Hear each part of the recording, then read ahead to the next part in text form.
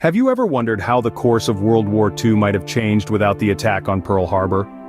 Tucked away in the tropical paradise of Hawaii, Pearl Harbor was more than just a haven of tranquility. It was a strategic stronghold for the United States, housing a significant portion of its Pacific Fleet. That peaceful morning of December 7, 1941, the harbor was jolted from its serenity by the deafening roars of war. The Imperial Japanese Navy launched a surprise attack, a calculated move designed to cripple the U.S. naval forces in the Pacific and keep America from thwarting Japan's expansionist ambitions in Southeast Asia. Like a swarm of hornets, the Japanese aircraft swooped down on the harbor, raining destruction on the unsuspecting American ships. The assault was swift, brutal, and devastatingly effective, catching the American forces off guard. The harbor was transformed into a graveyard of battleships and aircraft, a chilling testament to the ruthlessness of the attack. The objective of the Japanese was clear and simple: to shatter the might of the U.S. Pacific Fleet, to leave it broken and incapable of posing a threat to their imperialistic pursuits.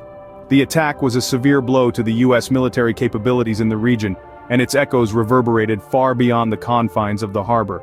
But the attack did more than just inflict physical damage. It shook the United States to its core, turning its isolationist stance into a cry for action.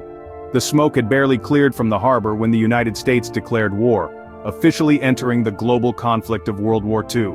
Its entrance marked a turning point, escalating the scale of the war in the Pacific theater. The attack on Pearl Harbor served as the catalyst for the United States' entry into World War II, marking a pivotal moment in the conflict.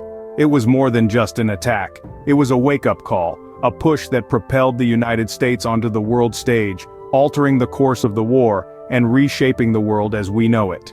The attack on Pearl Harbor was not just a surprise military strike but a turning point in World War II. The immediate fallout from this devastating assault was a seismic shift in the United States' stance on the war. The nation, which had been largely isolationist, was thrust into the thick of the conflict. The day after the attack, on December 8, 1941, President Franklin D. Roosevelt addressed the nation and the world, referring to the assault as a date which will live in infamy. This resounding phrase echoed the sentiments of shock and outrage that swept across the United States. The very same day, Congress declared war on Japan, marking the official entry of America into World War II. The attack on Pearl Harbor had achieved Japan's immediate goal of crippling the U.S. Pacific Fleet, but it also ignited a flame of resolve in the hearts of Americans. The nation rallied together, their collective spirit fueled by the desire to protect their homeland and to seek justice for the unprovoked attack. The war in the Pacific theater escalated dramatically. The United States, along with its allies, began a determined campaign against Japan's expansionist ambitions. The American industrial machine shifted into high gear, producing weapons, ships, and aircraft at an unprecedented rate. The U.S. military mobilized, recruiting and training millions of soldiers, sailors, and airmen to serve in the Pacific and beyond. In Hawaii, the cleanup and repair efforts at Pearl Harbor were swift and intense. Damaged ships were salvaged and repaired, and the naval base was rapidly transformed into a bustling hub of wartime activity. The wreckage served as a stark reminder of the attack and a symbol of the resolve to fight back. In the grand scheme of World War II, the attack on Pearl Harbor marked the beginning of a long, grueling conflict in the Pacific. It served as a catalyst, propelling the United States into a war that would last for nearly 4 years and cost countless lives. The shock and outrage caused by the attack galvanized American resolve, setting the stage for a full-scale war in the Pacific. As the war progressed, Japan resorted to a desperate and fearsome strategy: kamikaze attacks. These were not the acts of a defeated nation but a calculated, strategic response to the advancing Allied forces. The term kamikaze translates to divine wind, a reference to a typhoon that saved Japan from a Mongol invasion in the 13th century. In the context of World War II, it represented a new form of warfare: suicide missions by Japanese pilots. These pilots, often young and inexperienced, would deliberately crash their aircraft, laden with explosives, into enemy ships. But what drove these young men to such extreme measures? The answer lies in the cultural and societal norms of the time. In Japan, the concept of Bushido, or the way of the warrior, was deeply ingrained. It emphasized virtues such as loyalty, self-sacrifice, and honor unto death. For these pilots, there was no greater honor than to die for their emperor and their country. The kamikaze pilots were not mindless fanatics but individuals who believed in a cause greater than themselves. They wrote poignant letters to their families expressing a mix of fear, resolve, and a profound sense of duty. These were men who knew they were going to die and yet they flew anyway.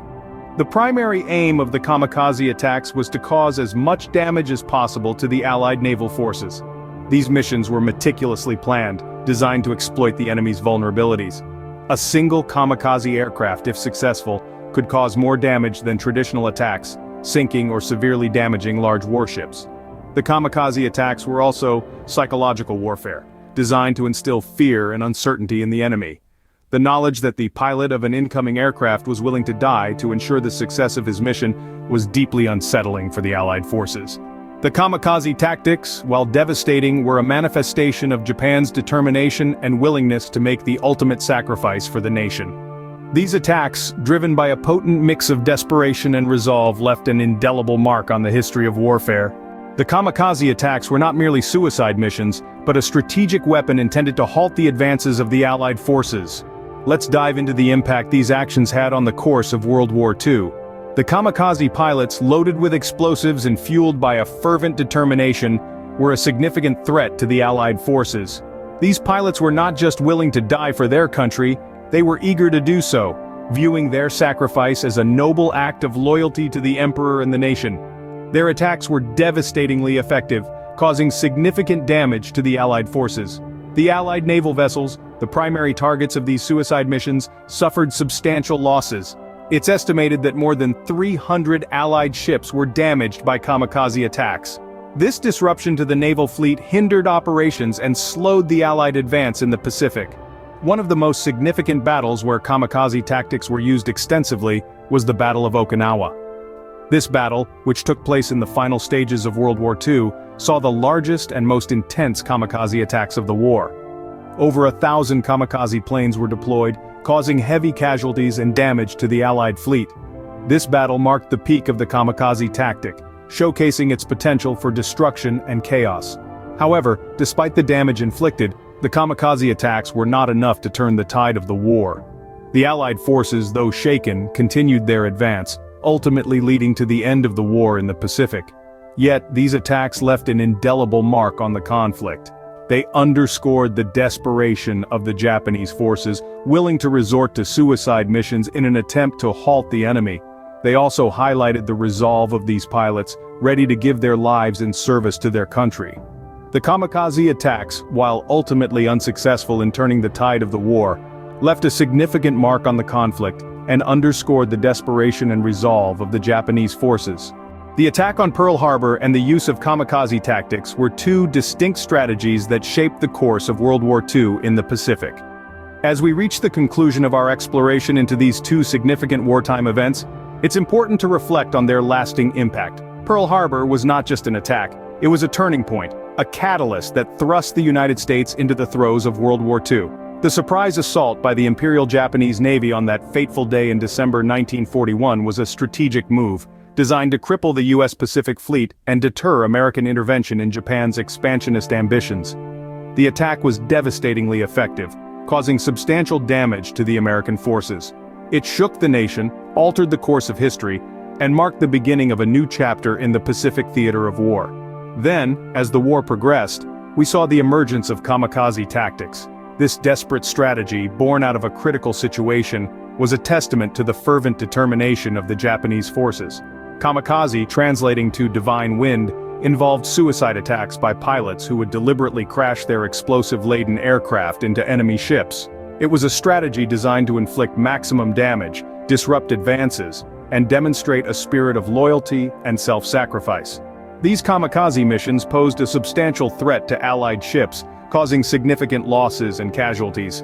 They were used in various naval battles such as the Battle of Okinawa, and became a haunting symbol of the lengths that nations will go to in times of conflict.